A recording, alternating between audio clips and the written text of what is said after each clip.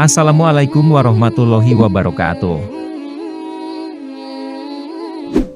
Sebagian ulama mengatakan bahwa di antara khasiat surat Yasin yang dibacakan untuk orang yang sedang menghadapi ajalnya, dan orang yang meninggal dimaksudkan untuk memohon agar rahmat dan berkah diturunkan bagi orang yang meninggal.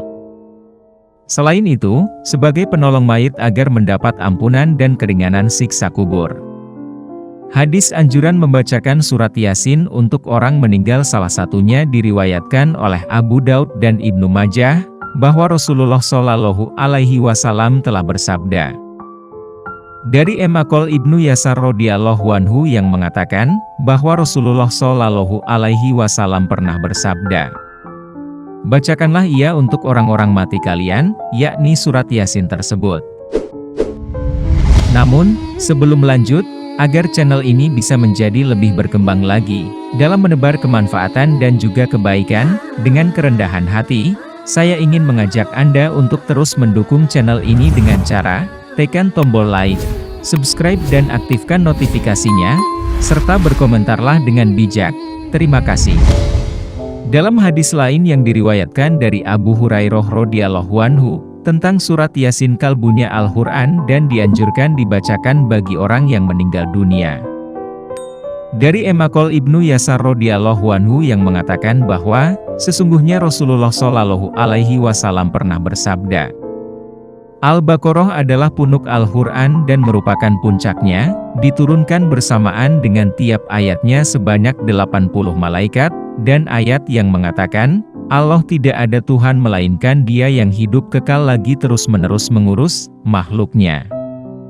Surat Al-Baqarah ayat 255, dikeluarkan dari bawah arasy maka aku hubungkan atau aku gabungkan dengan surat Al-Baqarah ayat tersebut. Dan Yasin adalah kalbu Al-Quran, tidak sekali-kali seseorang membacanya karena mengharapkan pahala Allah dan hari kemudian, melainkan diberikan ampunan baginya, dan bacakanlah surat Yasin buat orang-orang mati kalian.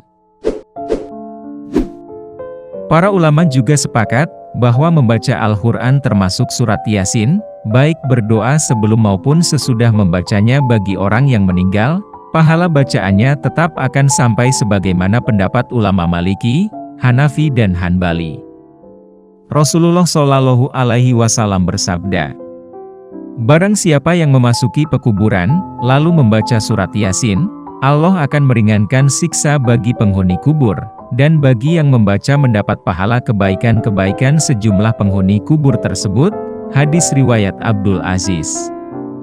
Syekhul Islam Ibnu Taimiyah mengemukakan bahwa orang yang sudah meninggal dapat menerima manfaat melalui bacaan Al-Quran, sebagaimana bermanfaat pula untuknya dengan ibadah amaliyah dari sedekah dan sejenisnya. Imam An-Nawawi dalam kitab Al-Adhkar menjelaskan, bagi orang yang berziarah kubur disunahkan memperbanyak membaca Al-Quran dan zikir, serta berdoa untuk ahli kubur atau orang yang meninggal tersebut. Hal ini berdasarkan hadis Nabi, Rasulullah bersabda, siapa yang menolong mayit dengan membacakan ayat-ayat Al-Quran dan zikir, Allah memastikan surga baginya. Hadis riwayat Ibnu Abbas dalam Sunan Al-Nasai 2 halaman 200. Dalam kitab Tankih Al-Qaul Al-Hatis halaman 28 dijelaskan bahwa, Rasulullah memerintahkan agar bersedekah untuk keluarga yang sudah meninggal walau dengan seteguk air. Jika tidak mampu bersedekah, dengan bacaan ayat-ayat Al-Quran. Jika tidak mengerti Al-Quran, diperintahkan untuk berdoa memintakan ampunan dan rahmat. Menurut Stai Al-Husaini Al-Ajwibah, seluruh pahala bacaan dan ibadah badaniyah seseorang dapat sampai kepada orang yang telah meninggal, dan mereka dapat menerimanya berupa ampunan atau dosa, terangkat derajatnya, cahaya, kesenangan dan pahala lain yang dikehendaki oleh Allah. Kedudukan surat Yasin dalam Al-Quran disebutkan, dalam beberapa hadis yakni sebagai kalbunya Al-Quran. Surat Yasin merupakan surat ke-36 terletak di juz 22 dan 23 dengan jumlah 83 ayat. Surat Yasin turun sesudah surat Jin. Surat Yasin termasuk dalam surat Makkiyah, kecuali ayat 45 masuk Madaniyah. Nama surat Yasin ada beberapa versi. Dari hadis yang diriwayatkan Ibnu Abbas diperoleh keterangan bahwa, Yasin bermakna ya insan yang bermakna wahai manusia, yakni wahai Muhammad. Demikian pula pendapat Abu Hurairah, Ikrimah, Ad-Dahhak, Sufyan bin Uyainah dan Sa'idi bin Jubair. Menurut mereka, Yasin berasal dari logat Habsyah, sedang Malik yang meriwayatkan dari Zaid bin Aslam menyebutkan arti Yasin adalah kependekan dari nama-nama Allah. Ada lagi yang berpendapat Yasin merupakan ringkasan dari kalimat, Ya Sayyidal Bashar, yakni Nabi Muhammad sendiri. Atau ia adalah salah satu nama dari Al-Quran.